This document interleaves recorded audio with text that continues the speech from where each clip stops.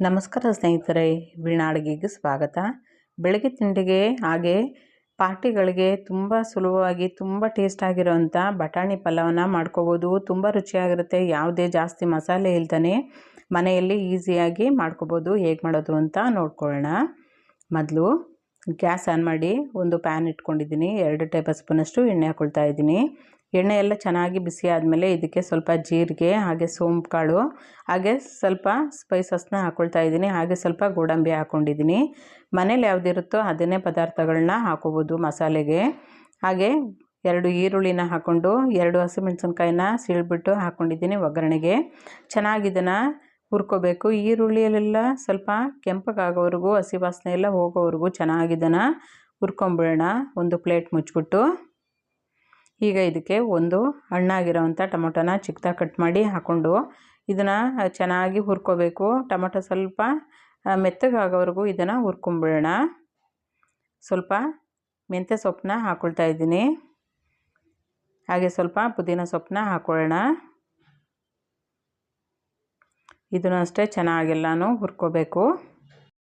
ಚೆನ್ನಾಗೆಲ್ಲ ಹುರ್ಕೊಂಡಾದ್ಮೇಲೆ ಈಗ ಇದಕ್ಕೆ 1 ಕಪ್ಪಷ್ಟು ಹಸಿ ಬಟಾಣಿನ ಹಾಕೋತಾ ಇದ್ದೀನಿ. ಈಗ ಹಸಿ ಬಟಾಣಿ ಸೀಸನ್ ಅಲ್ವಾ, ಅದನ್ನೇ ಹಾಕ್ಕೊಂಡ್ರೆ ಚೆನ್ನಾಗಿರುತ್ತೆ. ತುಂಬ ಟೇಸ್ಟಾಗಿ ಪಾರ್ಟಿಗಳಿಗೂ ಸಹ ಇದೇ ರೀತಿ ಮಾಡ್ಕೋಬೋದು. ಚೆನ್ನಾಗೆಲ್ಲನೂ ಒಂದು ಸಲ ಹುರ್ಕೊಂಬಿಡೋಣ. ಈಗ ನಾನಿಲ್ಲಿ 1 ಟೇಬಲ್ ಸ್ಪೂನಷ್ಟು ಹಸಿಮೆಣಸಿನ್ಕಾಯಿ ಹಾಗೆ ಉಪ್ಪು ಹಾಕಿ ರುಬ್ಬಿಟ್ಕೊಂಡಿದ್ದೆ. ಸ್ವಲ್ಪ ತರ್ತರಿಯಾಗಿ ರುಬ್ಕೋಬೇಕು. ಅರ್ಧ ಟೇಬಲ್ ಸ್ಪೂನಷ್ಟು ಶುಂಠಿ ಬೆಳ್ಳುಳ್ಳಿ ಪೇಸ್ಟ್ನ ಹಾಕ್ಕೊಳ್ತಾ ಇದ್ದೀನಿ. ನಿಮಗೆ ಖಾರಕ್ಕೆ ಎಷ್ಟು ಬೇಕಷ್ಟು ಹಸಿಮೆಣಸಿನ್ಕಾಯಿ ಪೇಸ್ಟ್ನ ಹಾಕ್ಕೋಬೋದು. ಚೆನ್ನಾಗೆಲ್ಲನೂ ಹಸಿ ವಾಸನೆ ಎಲ್ಲ ಹೋಗೋವರೆಗೂ ಚೆನ್ನಾಗಿ ಇದನ್ನು ಹುರ್ಕೋಬೇಕು.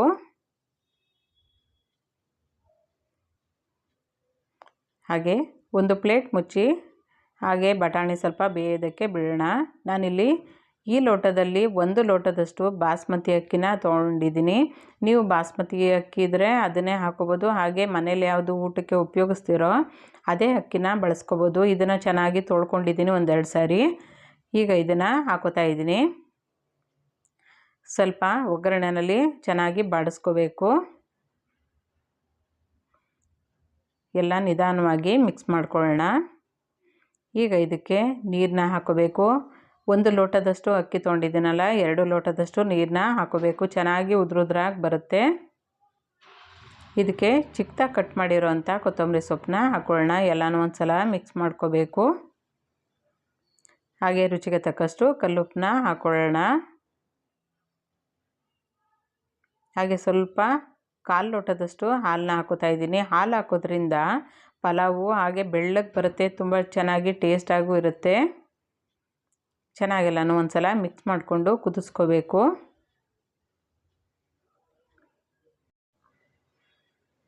ಇದಕ್ಕೆ ಸ್ವಲ್ಪ ತುಪ್ಪ ಹಾಕ್ತಾಯಿದ್ದೀನಿ.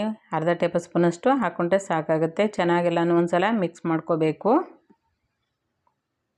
ಹಾಗೆ ನೀರು ಕುದಿಯೋವಾಗ ಕುಕ್ಕರ್ ಮುಚ್ಚಳ ಮುಚ್ಚಿಬಿಟ್ಟು 1 ವಿಷಲ್ ಕೂಗಿಸಿದ್ರೆ ತುಂಬ ಚೆನ್ನಾಗಿ ಉದ್ರುದ್ರಾಗಿ ಬರುತ್ತೆ. ಈಗ ಕುಕ್ಕರು ಆರಿ ತಣ್ಣಗಾಗಿದೆ. ನೋಡ್ಕೊಳ್ಳೋಣ ಹೇಗಾಗಿದೆ ಅಂತ. ನೋಡ್ತಾ ಇರ್ಬೋದು ಎಷ್ಟು ಚೆನ್ನಾಗಿ ಉದ್ರುದ್ರಾಗಿ ಬಂದಿದೆ. ನೀವು ಪಾರ್ಟಿಗಳಿಗೆ ಮಾಡ್ಕೋಬೋದು. ಮನೆಯಲ್ಲೇ ಸಣ್ಣ ಪುಟ್ಟ ಬರ್ತಡೆಗೆ ಮಾಡ್ಕೋಬೋದು. ಮನೆಯಲ್ಲೇ ತುಂಬ ರುಚಿಯಾಗಿರುತ್ತೆ. ಹಾಗೆ ಬೆಳಗಿನ ತಿಂಡಿಗೂ ಹಾಗೆ ಟಿಫನ್ ಬಾಕ್ಸ್ಗೆ, ಲಂಚ್ ಬಾಕ್ಸ್ಗೆ, ಆಫೀಸ್ಗೆ ತೊಗೊಂಡೋಗೋಕ್ಕೂ ಅಷ್ಟೇ ತುಂಬ ರುಚಿಯಾಗಿರುತ್ತೆ. ಒಂದು ಸಲ ಈ ರೀತಿ ಬಟಾಣಿ ಪಲಾವನ್ನ ಒಂದು ಸಲ ಟ್ರೈ ಮಾಡಿ ಸ್ನೇಹಿತರೆ. ತುಂಬ ರುಚಿಯಾಗಿರುವಂಥ ಬಟಾಣಿ ಪಲಾವು. ಈ ವಿಡಿಯೋ ಇಷ್ಟ ಆಗಿದರೆ ಲೈಕ್ ಮಾಡಿ, ಶೇರ್ ಮಾಡಿ, ಕಮೆಂಟ್ ಮಾಡಿ. ಹಾಗೆ ಹೊಸಬ್ರು ಯಾರು ನೋಡ್ತಾ ಇದ್ದರೆ ಪ್ಲೀಸ್ ಸಬ್ಸ್ಕ್ರೈಬ್ ಮಾಡ್ಕೊಂಡು ನೋಡಿ. Thank you.